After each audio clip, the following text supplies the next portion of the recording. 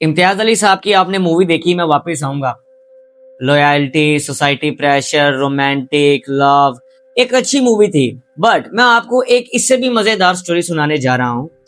ये एक reality story है, हकीकत पर मबनी स्टोरी है, जो कि मैं समझता हूँ कि आप लोगों ने शायद अपनी पूरी लाइफ में आज तक ना इस तरह की स्टोरी सुनी हो। बड़ी बड़ी लव स्टोरी आप लोगों ने सुनी, मूवीज में देखी, किसी से बड़ों से सुन ली, बताया कि उसने प्यार में इस तरह कर दिया, वो प्यार में उसके साथ भागी। बट इस स्टोरी में ऐसा वैसा कुछ नहीं है।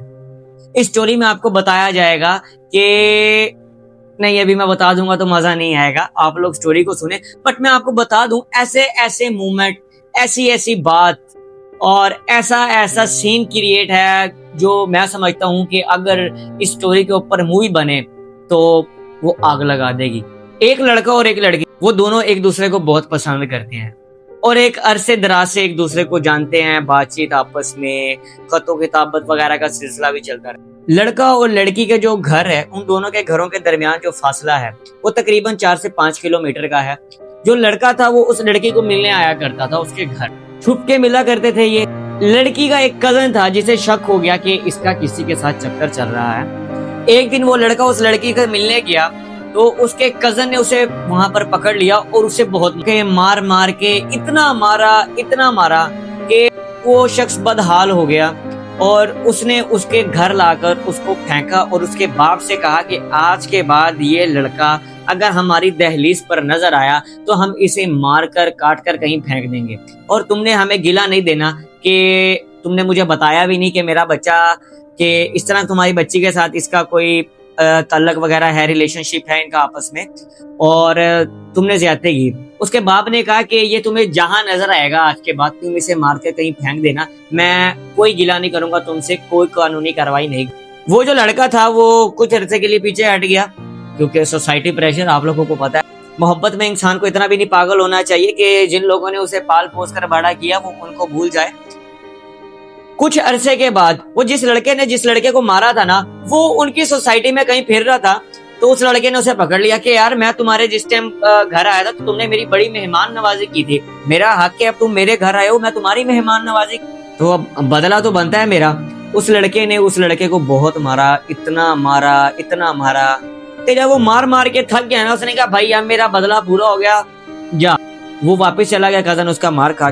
तो उसने जाके घर बताया कि इस तरह के मामलात हुए हैं मेरे साथ। खैर घर वालों ने मामला ठप कर दिया कि इस तरह लड़ाई नहीं करते, शरीफ लोग हैं, मामला इस तरह बढ़ेगा, घर की इज्जत है बाहर जाएगी, लोग क्या कहेंगे कि बच्ची का चक्कर है, इनके घर की बच्चियां किसी और घर के लड़के के साथ बातचीत करते हैं, सोसाइटी प्रेशर। वो जो लड़का था पागल था, थोड़ा सा पागल टाइप जैसे, वो उस लड़की के फिर मिलने चला गया उस लड़की से। इस दफा वो थोड़ी सी सिक्योरिटी के साथ गया, अपने साथ एक दो लड़के लेके गया, गन लेके गया सेफ्टी के लिए, कि अगर मैं पकड़ा वगैरह जाऊं तो बच के वापस आ सकूं। तो वो उस लड़की से वहां मिलने गया, तो जैसे ही मिल के उस लड़की के साथ वापस कहीं निकलने लगा उनके घर से, तो आगे से उसका कजन आ गया। उसके कजन ने पिस्टल निकाल कर लोड करना चाहिए, अभी इतने में उसने गन लोड की हुई थी अपनी, पहले से डिफेंस के तौर पर वो लेके गया था। उसने अपनी तरफ से कोशिश करी कि मैं इसकी कहीं टांग वगैरह पे शूट करूं, बट वो गोली उसके पेट के ऊपर लगी और ऑन द स्पॉट वो लड़का ऑफ हो गया। लड़की चीखे मारते हुए वापस कमरे में चली। बाहर उसके दोस्त खड़े हुए थे, उनको समझ लग गया, आवाज आई बुलेट की कि भाई लग रहा है इसने को काम डाल दिया। खैर वो लड़का बाहर निकला, उसने बताया कि भाई इस तरह ना बंदा गिर गया मेरे से, मर गया वो। उन्होंने उसको बिठाया स्कूटर पर और ले गए उसके घर, उसका सामान पैक किया, और उनका कोई एक जानने वाला था चोलिस्तान वाली साइड। उन लोगों ने उसे कॉल करी, दोस्त यार था, उनको बताया कि भाई इस तरह हमारे साथ काम हुआ, ये हम लोगों ने बंदा मार दिया, तो अब हमें कुछ सेफ जगह दो, हमें कुछ अरसे के लिए रखो अपने पास। उसने कहा कोई मसला नहीं, आ जाओ मेरे पास। वो लड़के ने अपना सामान पैक किया और भाई चोलिस्तान निकल गया घर वालों को बताए बगैर। पीछे से पुलिस का प्रेशर था, सोसाइटी का प्रेशर था, हर रोज 4-5 पुलिस की गाड़ियां, वो लड़की के घर वाले, वो जो लड़के के घर वाले वो उस लड़के के घर आते और कभी उनको टॉर्चर करते, प्रेशर डालते कि वो लड़का दो हमें। अब वो घर वालों को क्या पता कि वो लड़का कहाँ गया, उसने बताया ही नहीं। 3-4 दिन के बाद उस लड़के ने अपने घर के किसी मेंबर से, चचा से बातचीत की, कॉल वगैरह की, बताया कि भाई इस तरह ना मैं यहाँ पर आ गया हूँ। लड़के के घर वालों ने जो पर्चा दिया उसके अंदर कहा कि लड़का भी मुलविस था, लड़के का बाप भी मुलव्विस था और लड़के का एक चाचा भी मुलव्विस था। इन 3 लोगों पर उन्होंने FIR कटवाई कि इन 3 लोगों ने मिलकर हमारे बच्चे को कत्ल। तो उसके चाचा ने कहा बेटा तू वापस आ जा, मामलात बड़े खराब हो गए हैं, तेरी अम्मी भी बड़ी परेशान है, तेरे अब्बू भी बड़े परेशान है। वो जो लड़का था ना वो बड़ा डर रहा था कि यार नहीं मैं घर रहूंगा, अब्बू मारेंगे, अब्बू बोलेंगे, ये तो अब्बू से बड़ा डरता था। खैर उसके चाचा ने कहा नहीं तेरा अब्बू कुछ नहीं कहता, तू मुझे बता तू है कहाँ, हम लोग वहाँ आते हैं और तुझे लेके आता, तूने टेंशन नहीं लेनी, कर लेंगे जो भी मामला हो। चोलिस्तान गए, वहां पर अब वो लड़का चादर लेके सो रहा है। उन्होंने दरवाजा नॉक किया, दरवाजा खोला, जाते साथ ही उसके चाचा ने ना उसके मुंह से चादर उठाई थी, कैसे सो रहा बंदा मार के, हम लोगों की यहाँ जान को पड़ी और तू यहाँ पे आराम से रिलैक्स होके पड़ा हुआ है। खैर वो 8वें दिन जाके उसने अपनी माँ से बात की, माँ रो रही बेटा घर आ जा, घर आ जा, बड़े मामलात खराब न है, हमारी इज्जत का सवाल है, हम बर्बाद हो गए, लुट। जो उसकी मदर थी वो एक स्कूल की प्रिंसिपल थी, गवर्नमेंट स्कूल की। खैर आपको पता है सोसाइटी का प्रेशर, फिर बड़ी इमेज जो है वो बैड हो जाती। वल्लाह आलम जो भी है वो लड़के को मनाया, वो लेके आया। आधे रास्ते में उसका बाप कहीं खड़ा हुआ था, चाचा क्योंकि अकेला गया था लेने के लिए, उसका बाप आया, उसका बाप कुछ नहीं बोला, गाड़ी के साथ बैठ गया चुप। अचानक ही उसके बाप ने कहा कि रोक दो गाड़ी यार इधर ही। तो ड्राइवर ने गाड़ी रोक दिया, वो देख रहा है अपने बाप की तरफ। तो उसके बाप ने कहा बाहर निकल गाड़ी से। तो वो गाड़ी का दरवाजा खोल के बाहर निकला, उसका बाप भी बाहर निकला और उसे कहता है कि यार तुझे भी पता है और हम सबको भी पता है कि बंदा तूने मारा है, लेकिन जो उस लड़के के घर वाले हैं उन्होंने कत्ल का जो पर्चा दिया 302 का पर्चा, उसके अंदर मेरा नाम भी है, तेरे चचा का नाम, तू जाके कन्विंस कर ले मैंने बदला कत्ल किया, मैंने कत्ल किया और मैं अरेस्ट होने के लिए आया हूँ और हमारी जान छुड़वा, बाकी मैं तुझे निकलवा लूंगा, जितने पैसे देने पड़े, जो मामलात करने पड़े, सुलह करनी पड़ी उनके साथ, जो भी फिदिया वगैरह देना पड़ा मैं उनके साथ करूंगा।